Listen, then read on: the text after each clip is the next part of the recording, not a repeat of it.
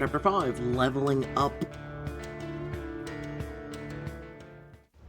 You stare in horror at the witches who just threatened to eliminate the Crimson Beach Covens. How dare you! Wind slammed to the clearing like a tidal wave, the witch-born gale turning straight branches, leaves, and stones into swirling, deadly missiles. What is this? Parker, get down! They tackle you, covering your body with theirs as whirling debris buffets you from every side. As suddenly as it began, the wind dies, and you will look up, the witches are gone. Cass and Gabriel help you to your feet. Are you okay? I'm fine. No, you're not. You're shaking. Did you get skewered? Are you bleeding? No, really, I'm fine. All in one piece. It's just... You sigh and pull them into a close huddle, finding calm in the strong embrace of their arms. They're gonna kill us. I haven't even scratched the surface of what it means to be immortal, and now I'm gonna die for real this time. A fierce growl rumbles in Cass's chest. Her fingers grip your shoulders as Gabriel's hand runs comforting circles against your back. We will not let that happen. Agreed. They're not getting anywhere near you, new girl. I don't think any of us have much of a say in it. Around you, everyone's staggering to their feet, dabbing at cuts, bruises. Some look bewildered, some angry, some utterly terrified, but as the initial shock wears off, the vampires begin to give voice to their emotions. How do we fight an enemy that can control the elements and disappear in a windstorm? The last two attacks decimated the Covens. We barely got the Nexus rebuilt. Another war will destroy us. Destroy us! A bunch of leaf-blowing Harry Potter wannabes are no match for the Coven of battle-hardened vampires. And we've been... And where have they been all these years? Those absentee nature landlords don't get to show up after a couple of centuries and tell us what to do. As the clamor grows more and more anxious and heated, Lewyn wades into the crowd and throws up his hands for silence. Quiet, all of you. I know you're shaken, but out in the open is no place for this debate. Everyone return to the Nexus. I'm calling an emergency old Coven meeting. The walk back clears your head, and by the time everyone's gathered in the echoey grandeur of the tribunal chamber, you're feeling more in control. There's some space in the back. Come on. You shoulder your way through the jumpy, anxious vampires, their eyes darting at the corners as if, even in the safety of the Nexus, unseen threats lurk in the shadows. You lean in and whisper to Gabe and Kaz. Anyone else, as sick of this as I am, want to sneak out of here? Sick of this as I am. The constant disasters. Another damn tribunal chamber. We've been summoned here like 3 times since all this started, and every time the situation gets worse and worse. It's deja vu all over again. Thanks, Yogi Barrow. Oh, I haven't heard that in a long time. You're welcome, Boo-Boo. Hey, Boo-Boo, want a picnic basket? That's not... The Coven leaders enter the chamber, but instead of quieting down, the crowd surges forward, their voices rising as panic spreads. What do we do? Now, what do we know about the enemy Lewyn? We need intel. Everyone, calm. Astoria, you said you sent out a tracking team. Have you found their base?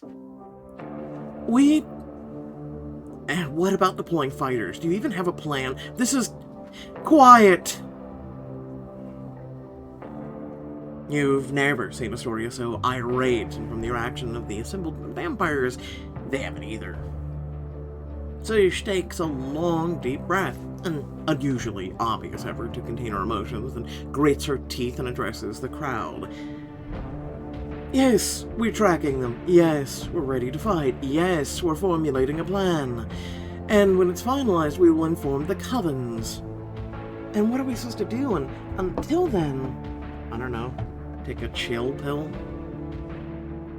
Nothing. Everything's under control, so for the moment, you should all go about your lives as if nothing unusual has happened. But... No buts. You're vampires. Act like it. And when the time comes, we will rise to meet the enemy. As we did with the Creator, the Hunters, we will fight, we will survive, and we will triumph.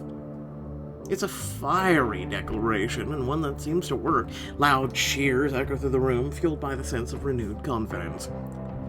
I can't believe they're buying this crap. Everyone return to your chambers. We will summon you when the time comes to act. As the chamber empties, you catch the Coven leaders trading another of their conspiratorial looks. You pull Cass and Gabe into the hallway and whisper fiercely. What kind of plan is do nothing? What the hell was that? Do you think about their plan? What the hell kind of plan is do nothing? I think he just means we need to stand by. Stand by while they literally kill us? Parker, I've known Lewyn for decades. He may seem like he's not taking this seriously, but when he says things are going to be fine, I believe him. Yeah, he and Astoria have gotten the Nexus through a ton of crises over the centuries. Really? Because ever since we've turned into a vampire, and actually a little bit before, you guys have complained about how ever since I've came to town, you guys have never had this much any issues. Whatever plan they're coming up with, you can trust it. And you can trust them. Trust them? When have they ever trusted us? It's practically took an act of Congress to convince them the Creator was coming, and we weren't traitors. Not to mention 20 minutes of shouting, showing off our fancy silver burns to make them believe vampire hunters were real.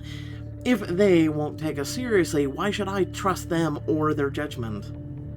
Well, they seem to understand the gravity of the threat this time. I don't think they do. You saw Sage. You saw what she and her circle can do. These people are not messing around. Doing nothing is not an option. Now, are you going to help me or what? You end the speech, breathless, panting. They both stare at you, startled by your vehemence as you are.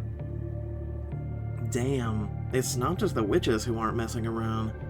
I see your point, and I'm with you, but we need to research the witches first. This has to be a diplomatic solution.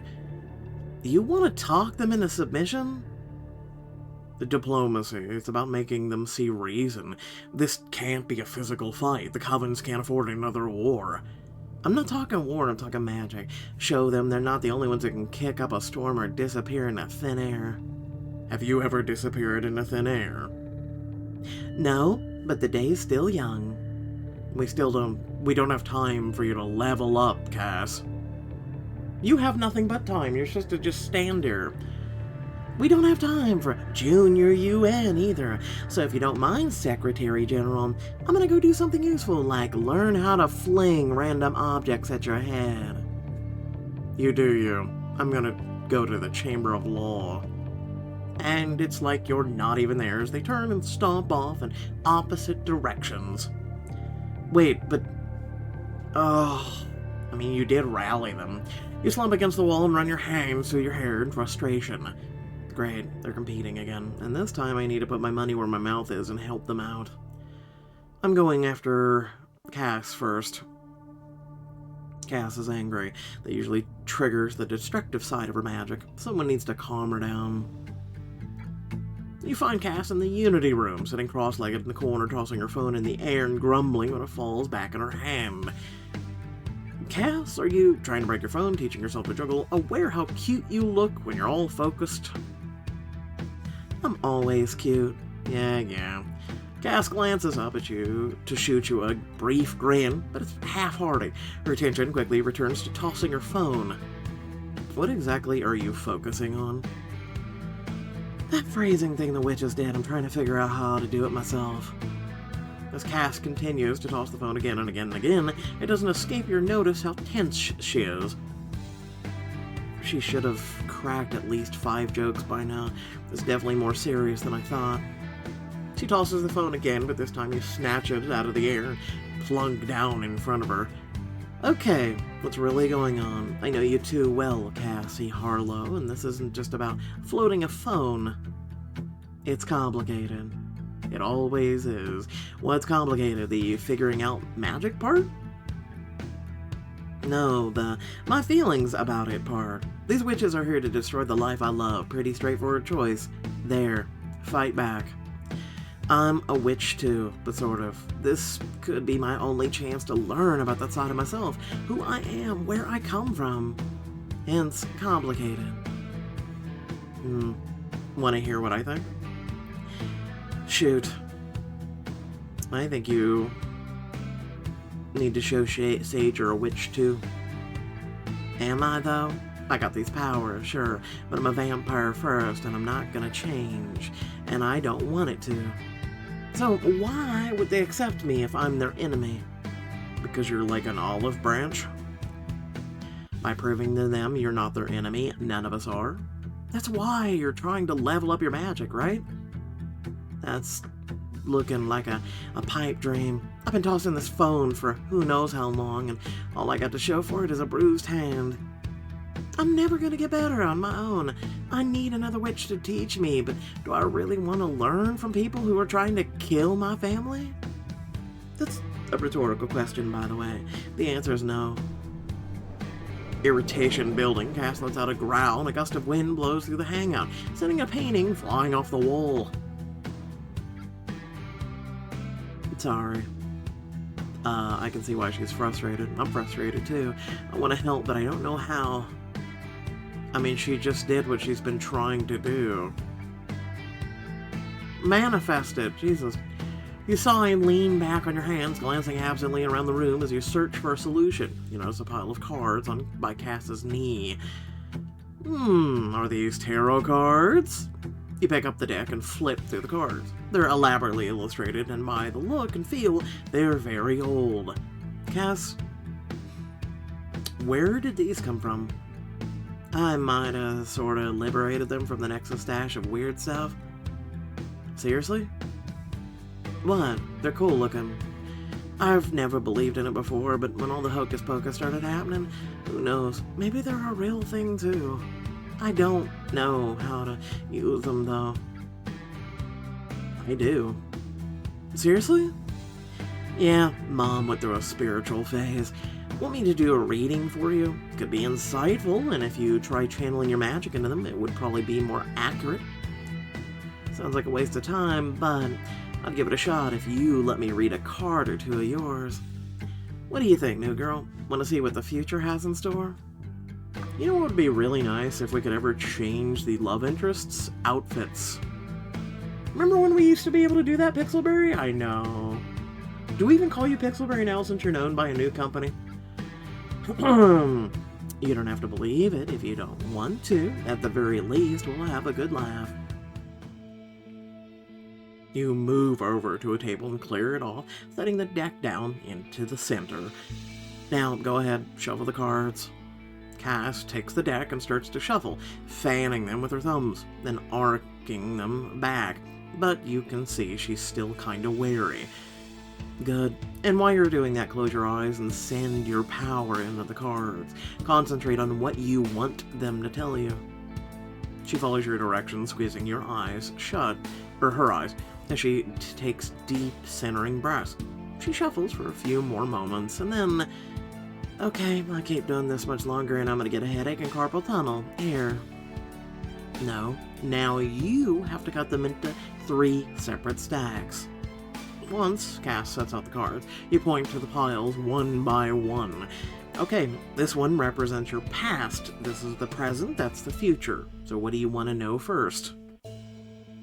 Up to you, new girl. You're leading this fortune-telling sesh.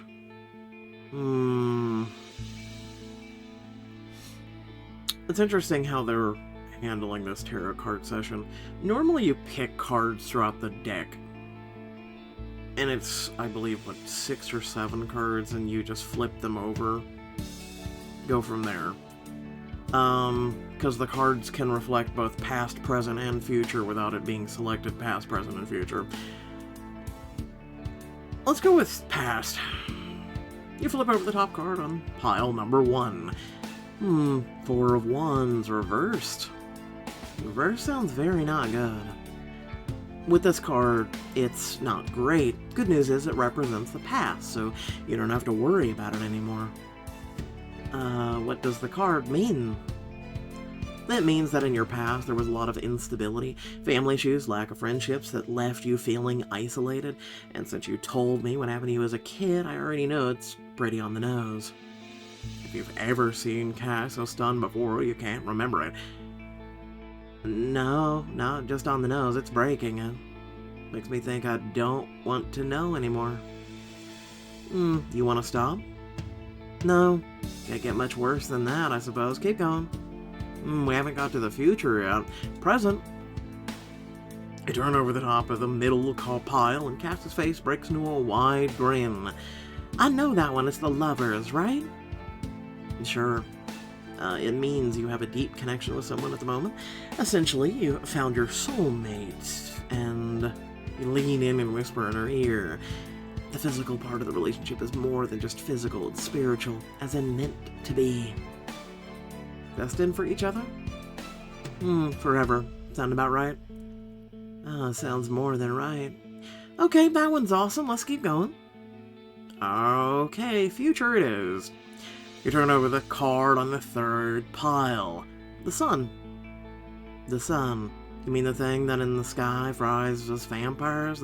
Why the hell are you smiling? The sun means happiness and success.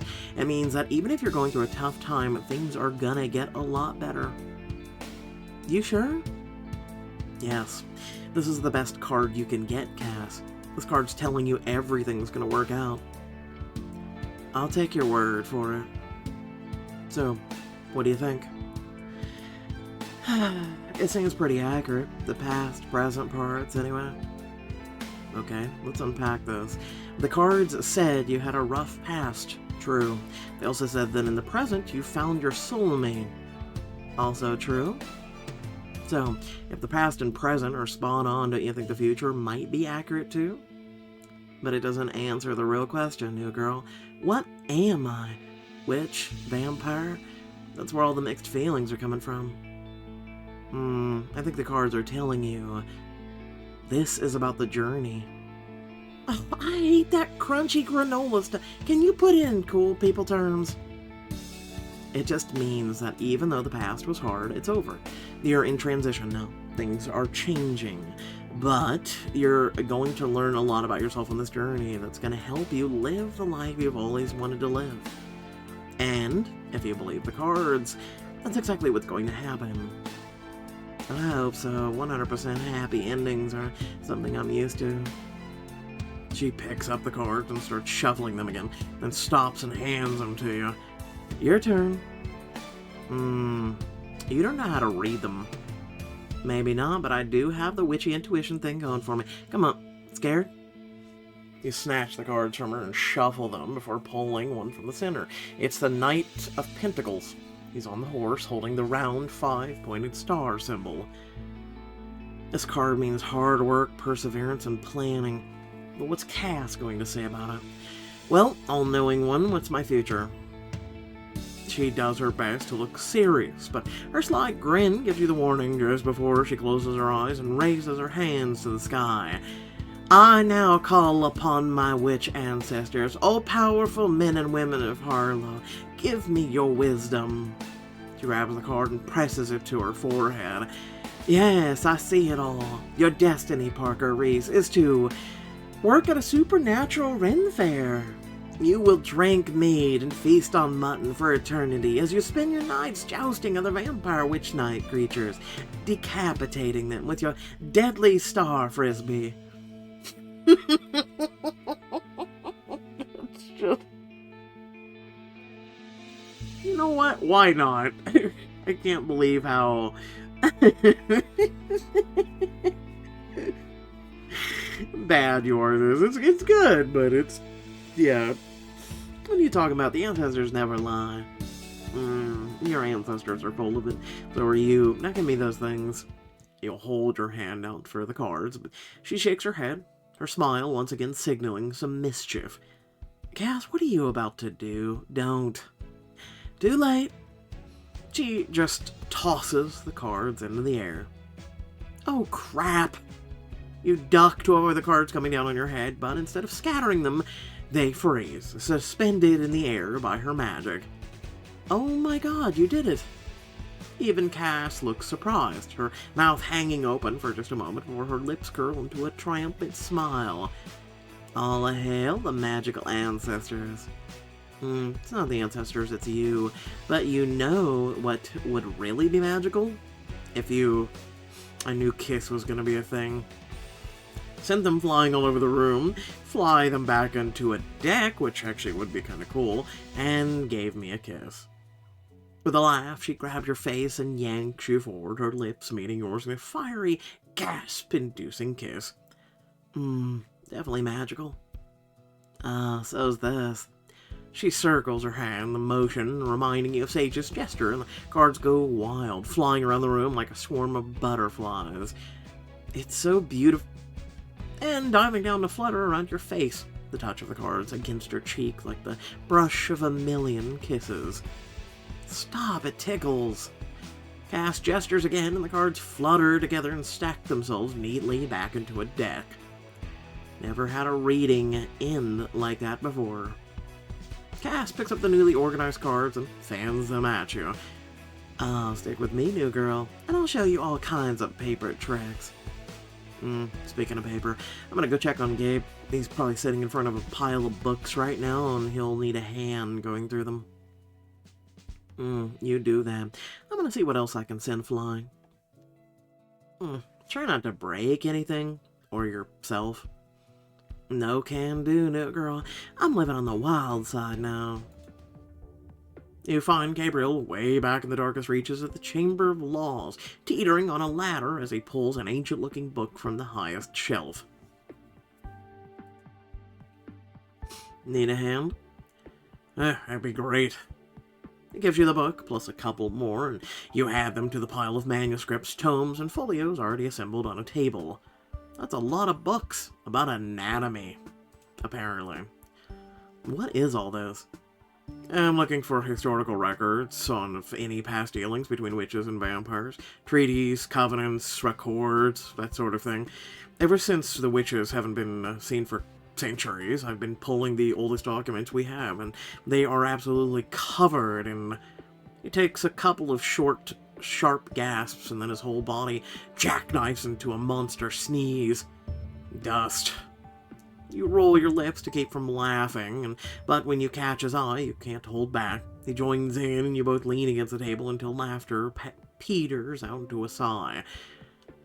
Well, you seem surprisingly upbeat, to be having a good time. Though you might want to get a box of tissues and some antihistamines. I'm not letting a little dust get between me and a deep dive into history. I didn't think you would. Big research projects are like Gabriel Aldar and catnip. But seriously, I know how important finding a diplomatic solution is to you. Very important. It's gonna take a lot of digging, but there's got to be something here I can use to convince Sage to relent. I've been thinking about what she said. That we're recklessly violent, impulsive, and sure, some of us are, but so are humans and witches.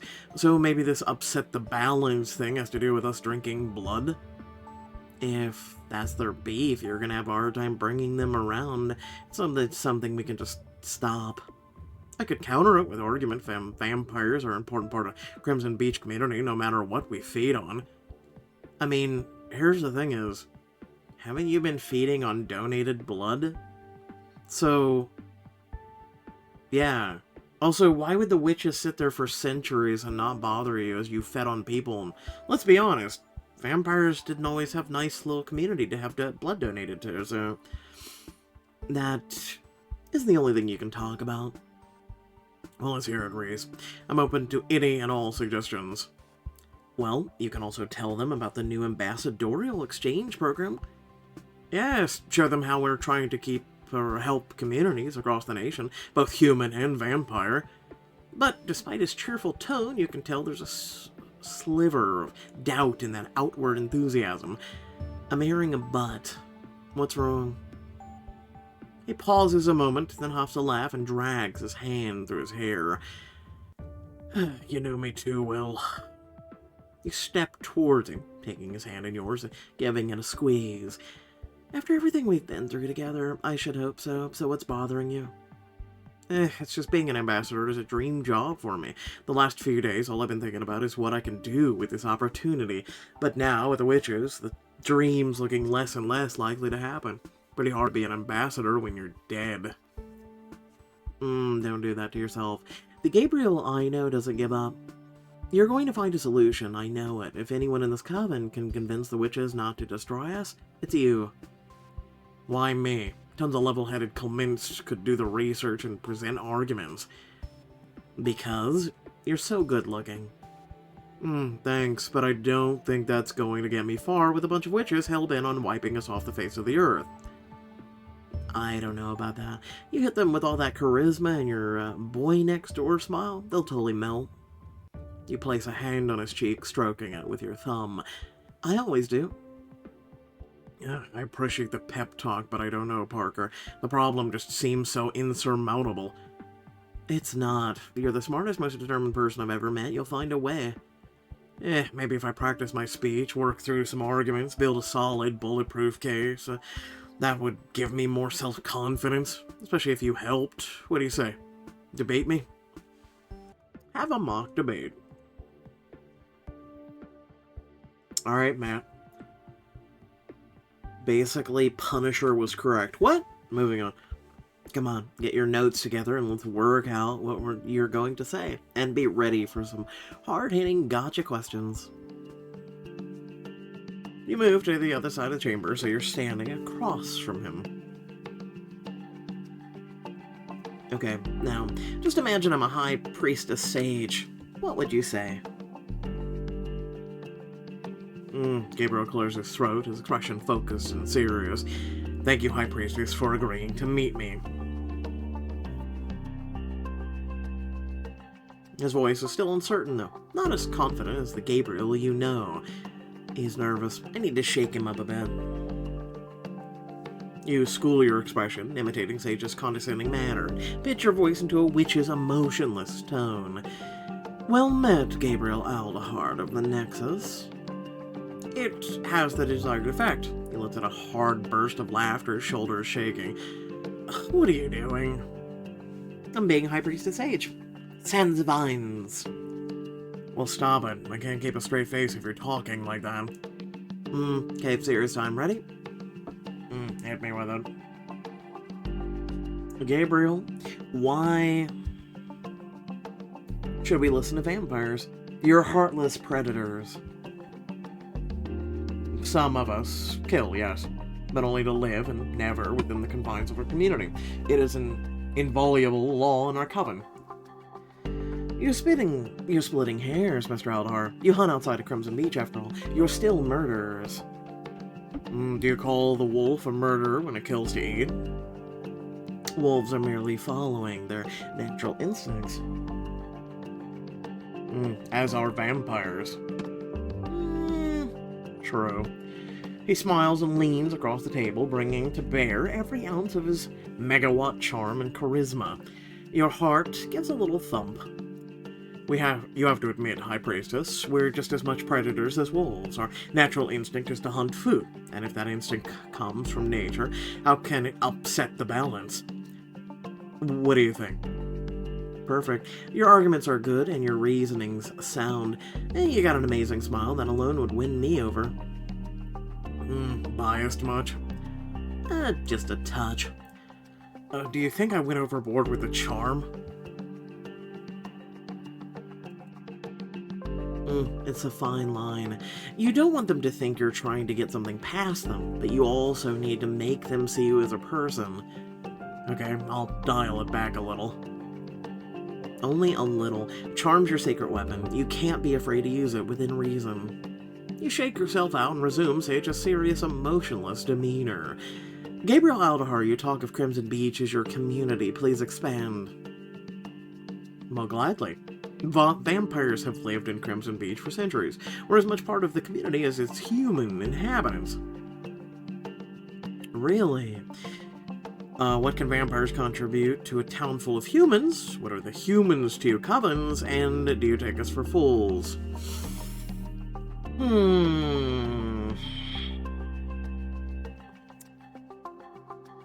I mean, these are really good questions, actually. So, well, except for the do you take us for fools.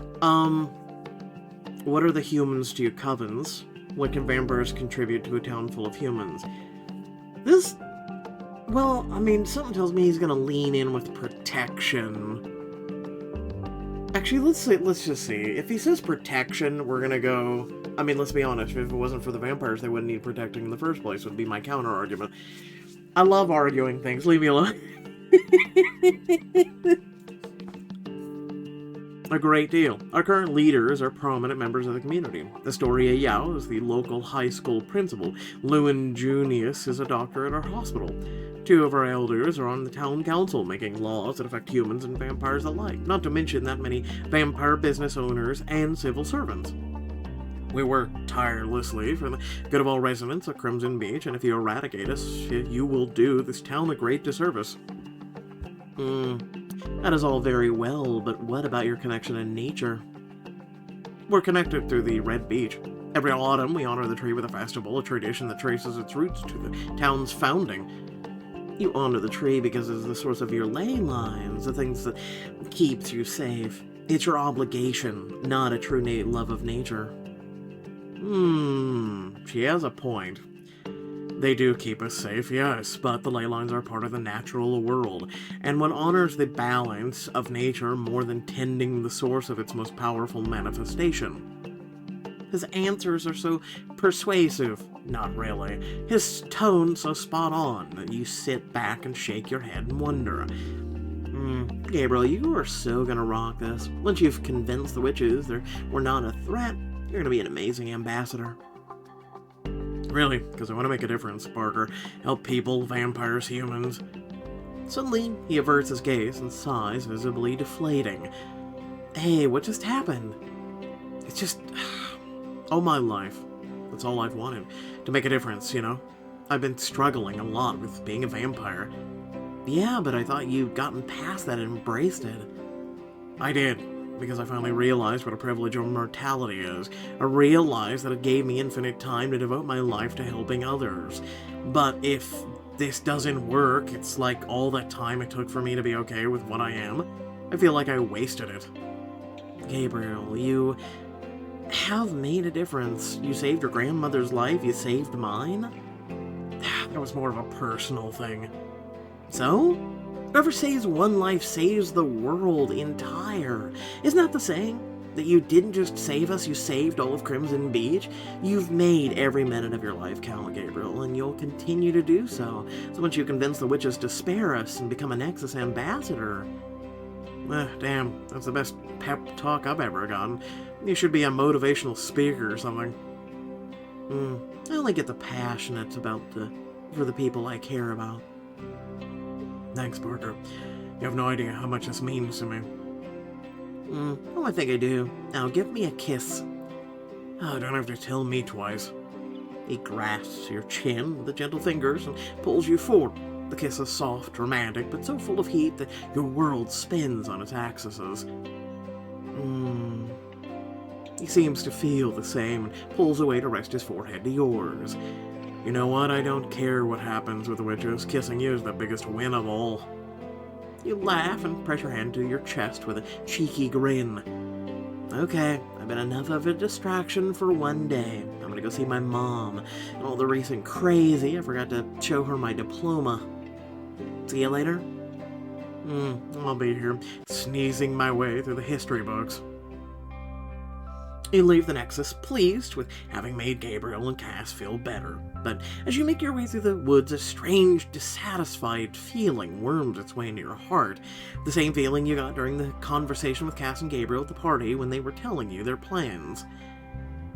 I loved helping them both just now, but where do I fit into their plans and how do I help with the witches? I feel so unmoored. Didn't she at one time have connection to the... Actually, no, she still does. So she's connected to the nature as well. Like, she has abilities and everything else that normal vampires don't have. So I'm confused why she hasn't figured that out or remembered it. Still stewing, you enter your house and startle to find your mom standing right there in the entrance hall. Whoa, thanks for the jump scare. How'd you know it was me? I saw you coming through the window. You looked like you needed a chat, so I made some tea. Any interest? Tons. Would have been better if you made coffee. As you settle at the kitchen counter, she hands you a steaming mug and sits down beside you. Is this about what happened with the witches? Oh god, I forgot I ran out on her yesterday. I don't think I should tell her about the death threat. She's worried enough, so what exactly do I say? I should tell her half a truth. I'm just still struggling with the whole vampire thing. Is it Dr. Junius? Is he making this transition hard for you? No, Lewyn hasn't done anything wrong this time. It's just an adjustment. Anything I can do to help? No, just be here for me. Always. Oh, I almost forgot. You pull the diploma out of your bag and hand it to her. A static smile instantly lightens your mood. Oh, look at that. I've got a high school graduate who's also a vampire.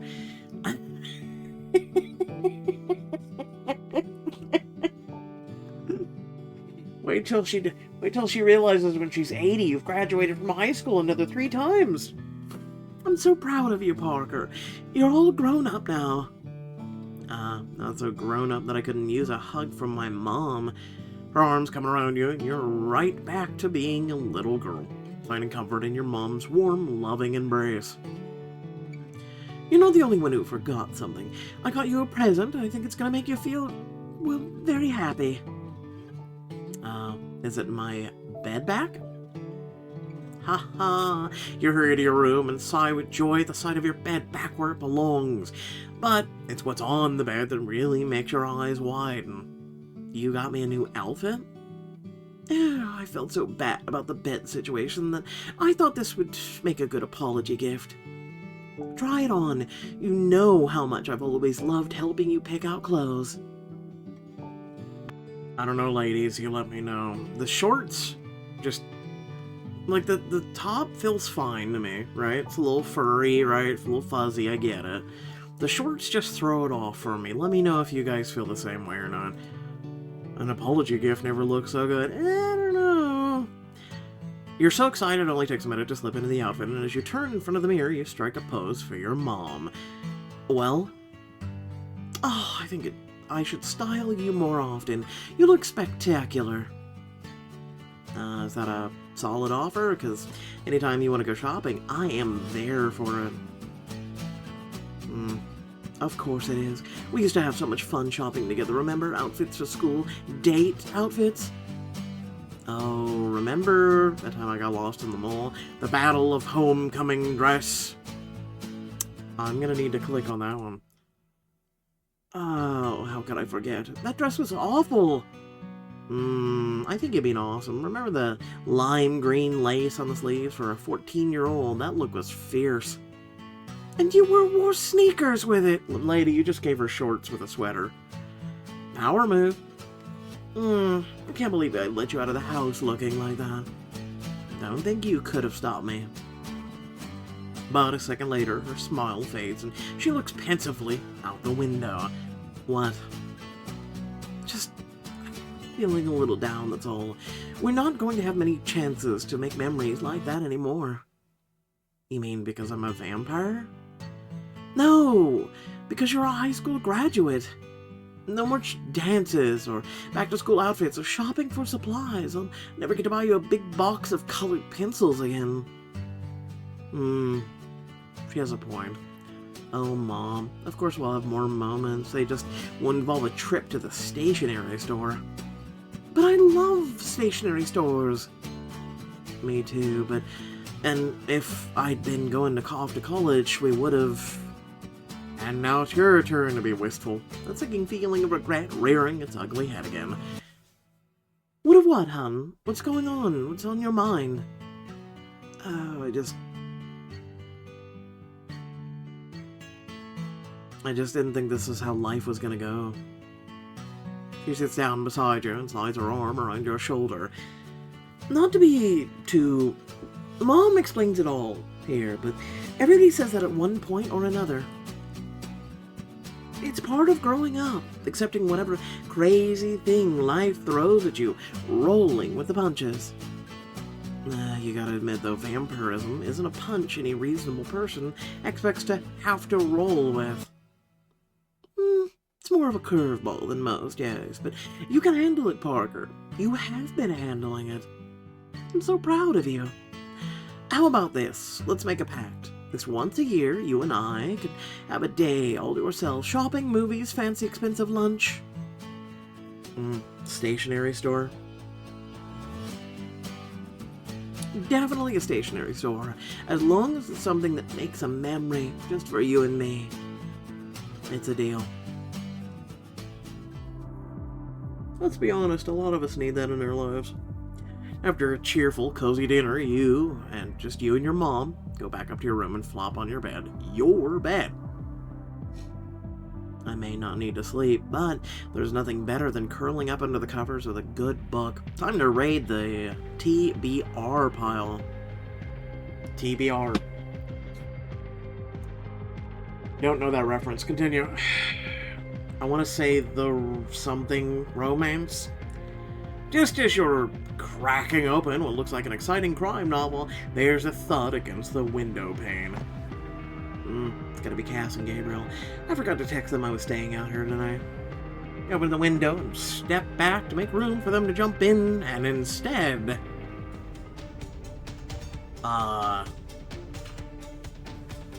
Excuse you? You're not who I was looking for. Swirling. A swirling ball of flame streaks through the window. Whoosh! Okay. What the fresh hell is this? It turns a sharp, scorching circle around the ceiling and then dives straight at you. I have to fight it off, run for the door, throw something over it. You look around, there's a blanket draped over the end of the bed. Blankets smother fire. You pick it up, and with lightning-fast vampire reflexes, cast it with a net at the streaking ball of flame. But the fireball's fast. Faster than you. It ducks and glides, easily avoiding the flying spread of wool. That thing knows what it's doing. It's like a sentient being. It spins to face you, and you gasp. It's got eyes, too. Eyes that look like ruins. Again, it dive bombs you, and you duck just in time to avoid the singe. But as you're turning to track its movements, your eyes fall on the bathroom door. The open bathroom door. Bathroom faucet, water, go. You spring lightning fast and land in a crouch on the bathroom floor. The fireball's right behind you. You yank down the shower head, turn the faucet, aim the spray, and... The gushing water douses the flame and it vanishes in a cloud of smoke and steam. Oh my god.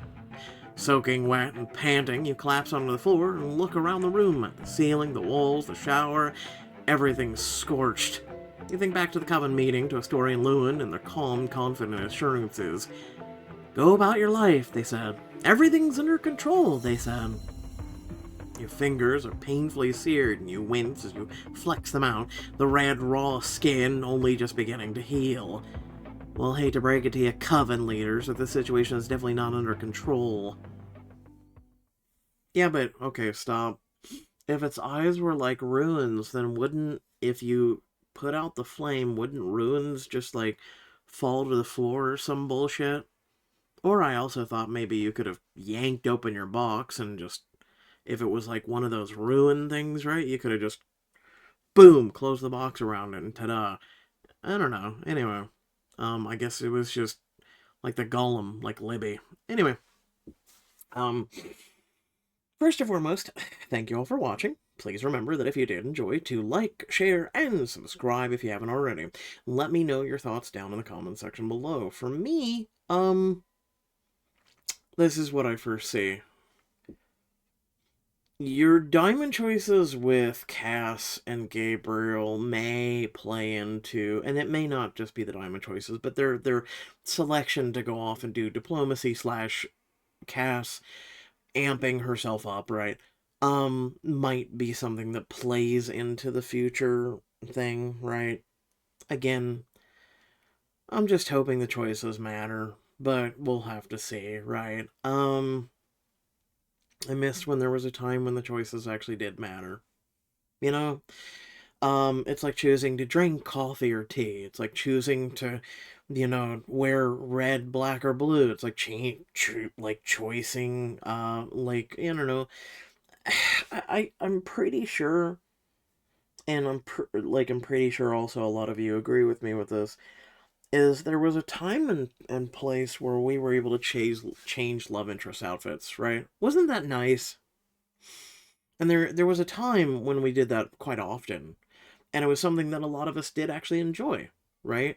I used to see a lot of you guys posting pictures of like, hey, this is what Liam looks like, and in this suit or this, and a lot of you used to do fan art and even fan stories for some of the books that had all that going on in it, and we don't have that anymore. We just keep seeing the same love interests wear the same outfits day in and day out. And again, um, wouldn't that also be generating even the slimmest of profits for you as a company? Just throwing that out there, right?